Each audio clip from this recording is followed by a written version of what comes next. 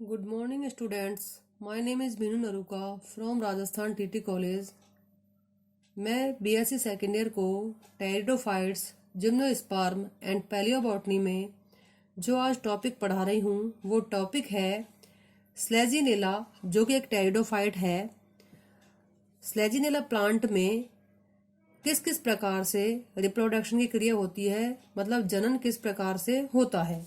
ठीक है, इससे पहले हम स्लेजिनेला के जो स्पोरोफाइटिक प्लांट है उसके बारे में पढ़ चुके हैं कि जड़, तना और पत्ती जो होती है किस प्रकार से उसकी बाहरी संरचना होती है और किस प्रकार से उनकी आंतरिक संरचना होती है।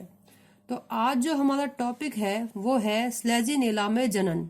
ठीक है, स्लेजिनेला में दो प्रकार का जनन होता है। एक तो होता है वेजिटेटिव रिप्रोडक्शन और दूसरा जो जनन होता है वो स्पोर्स के द्वारा होता है, दैट मीन्स बीजाणुओं के द्वारा जनन होता है। अब हम बात करेंगे कि स्लेजिनेला में जो दो प्रकार का जनन होता है उसमें सबसे पहले बात करते हैं कायिक जनन की, दैट मीन्स वेजिटेटिव रिप्रोडक्शन की। वेजिटेटिव रिप्रोडक्शन का मतलब ये होता है कि प्लांट का चाहे वो कोई भी भाग हो, वो अगर टूट कर गिर जाए या फिर भोजन को एकत्रित कर ले, कोई स्ट्रक्चर बनाए, ठीक है, और वो प्लांट से अलग हो जाए तो नए प्लांट का निर्माण कर सकता है। तो इसी प्रकार से स्लेजिनेला का जो प्लांट है उसमें भी जो कायिक जनन की प्रक्रिया होती है, दैट मीन्स वेजिटेटिव रिप्रोडक्शन की जो क्रिया होती है कई प्रकार से हो सकती है, जैसे ट्यूबर्स के द्वारा, जिसे हम कंद कहते हैं। ठीक है, इसके अलावा बुलबिल्स कोशिकाओं के द्वारा, ठीक है, दैट मीन्स प्रपत्र कलिकाएं जो होती हैं उनके द्वारा, और विश्रामी कलिकाओं के द्वारा जिन्हें कि हम रेस्टिंग बर्ड्स कहते हैं, और इसके अलावा खंडन के द्वारा कायिक जनन की प्रक्रिया स्लेजिनेला में होती है। अब हम बात करते हैं दूसरा जो प्रकार है कि स्लेजिनेला में जो जनन जो होता है वो बीजाणुओं के द्वारा होता है, मतलब स्पोर्स के द्वारा इसमें जनन होता है। तो किस प्रकार से होता है वो, मतलब क्या क्या स्ट्रक्चर पाई जाती है। सबसे पहले तो हम ये बात करेंगे स्ट्रक्चर क्या क्या होती है, किस प्रकार से होता है, ये बात तो हम अभी बाद में करेंगे। सबसे पहले हम ये बात करेंगे कि बीजाणुओं का निर्माण कहाँ कहाँ पर होता है, बीजाणु किस प्रकार के होते हैं, केवल ये। ठीक है, तो बीजाणुओं के द्वारा जनन, रिप्रोडक्शन बाय स्पोर्स। स्लेजिनेला का पादप काय बीजाणुद्भिद होता है। हम जानते हैं कि जो स्लेजिनेला का जो प्लांट है जो कि जड़, तना, पत्ती में डिवाइड होता है उसे हम बीजाणुद्भिद प्लांट कहते हैं या स्पोरोफाइट प्लांट कहते हैं, क्योंकि हम जानते हैं कि स्लेजिनेला का जो स्पोरोफाइट प्लांट है वो किस में डिवाइड होता है, जड़, तना, पत्ती। ठीक है, तो स्लेजिनेला का पादप क्या कैसा होता है, बीजाणुद्भिद होता है। स्लेजिनेला एक विषम बीजाणुक वंश होता है, दैट मीन्स जो स्लेजिनेला जो है वो कैसा होता है, हेट्रोस्पोरस। ठीक है, विषम बीजाणु का मतलब इसमें अलग अलग प्रकार के स्पोर्स का निर्माण होगा, मतलब इसमें स्पोर्स जो होंगे समान नहीं होंगे, इसमें अलग अलग प्रकार के स्पोर्स होंगे। इसी कारण स्लेजिनेला जो है वो विषम बीजाणुक वंश होता है, दैट मीन्स हेट्रोस्पोरस वंश होता है।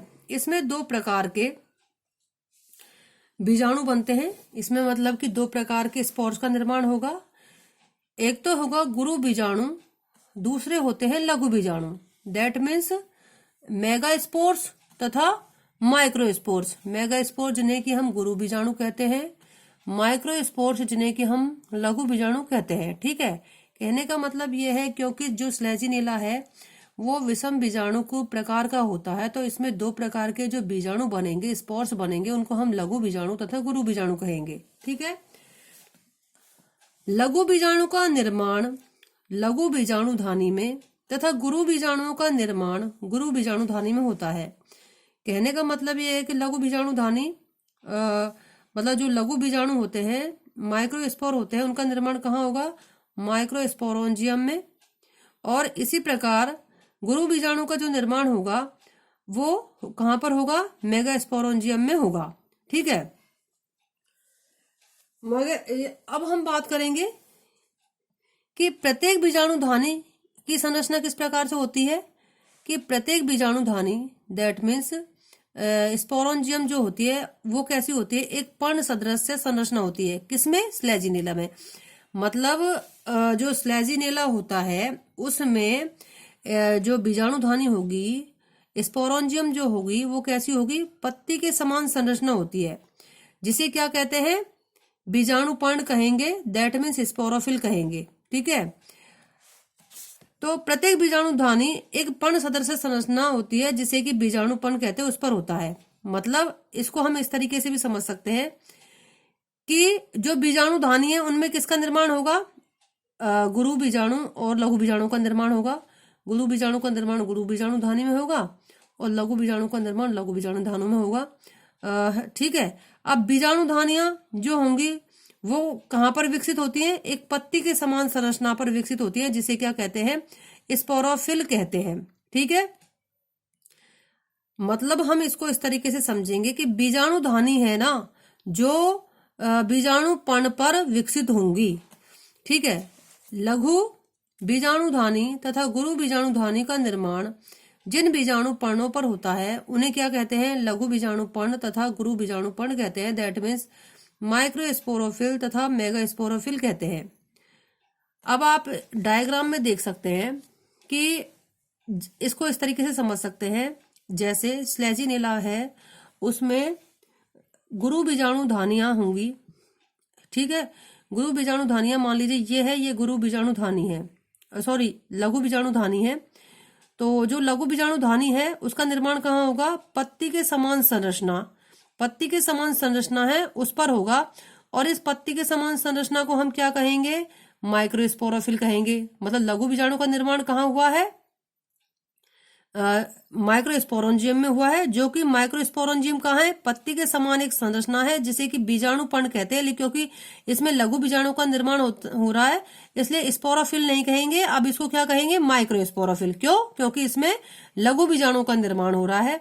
ठीक है, और ये जो माइक्रोस्पोरोंजियम है इसी में आगे चल के लघु बीजाणु का निर्माण होगा। तो इस प्रकार से इसमें 3 स्ट्रक्चर हो गई।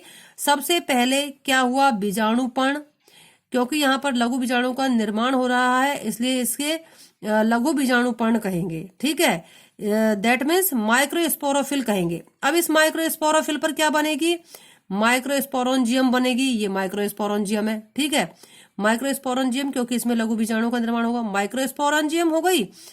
अब ये माइक्रोस्पोरोंजियम में बहुत सारे माइक्रोस्पोर का निर्माण होगा, मतलब लघु बीजाणु का निर्माण होगा। इसी तरह हम इसको समझ सकते हैं कि जिन पत्ती के समान संरचनाओं पर, ठीक है, जिन पत्ती के समान संरचनाओं पर गुरु बीजाणुधानियों दैट मीन्स माइक्रोस्पोरोंजिया का निर्माण होता है, उन पत्ती के समान संरचना को हम क्या कहेंगे, मेगास्पोरोफिल, मतलब गुरु बीजाणुपर्ण। तो सबसे पहले गुरु बीजाणुपर्ण, गुरु बीजाणुपर्ण पर गुरु बीजाणुधानियां और गुरु बीजाणुधानियों में गुरु बीजाणु।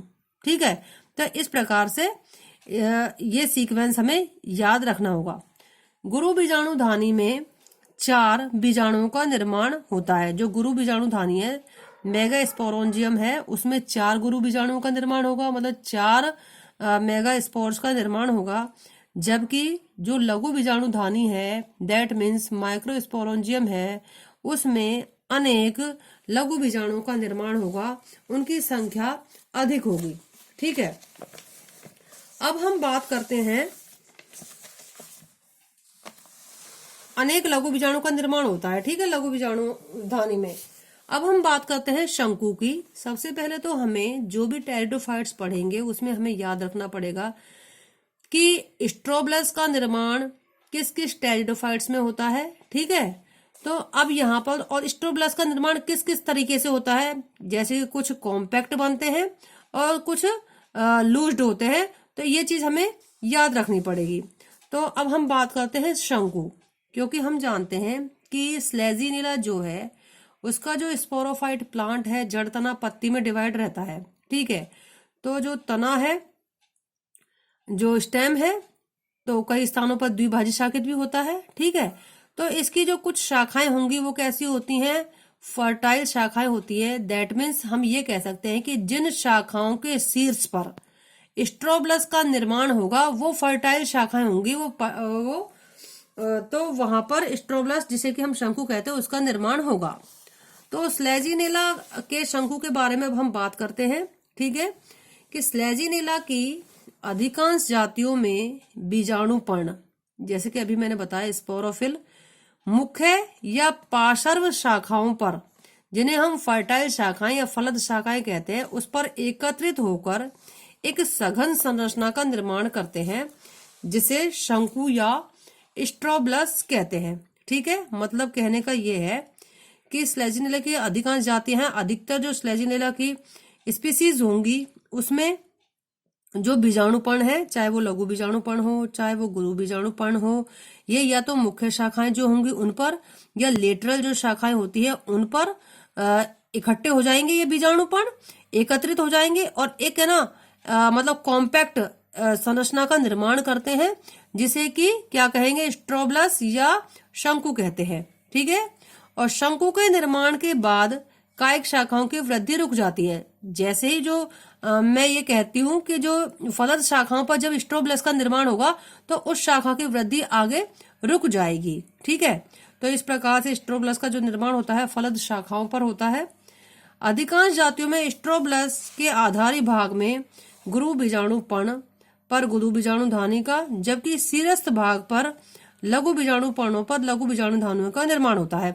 स्ट्रोब्लस के बारे में अलग अलग जातियों में अलग अलग प्रकार के स्ट्रोब्लस की स्थिति हो सकती है। कहने का मीन्स ये कि स्लेजिनेला की अलग अलग जातियों में जो स्ट्रोब्लस बनता है तो उसमें गुरु बीजाणुधानी और लघु बीजाणुधानियों का जो निर्माण जो होगा उसकी स्थिति अलग अलग हो सकती है।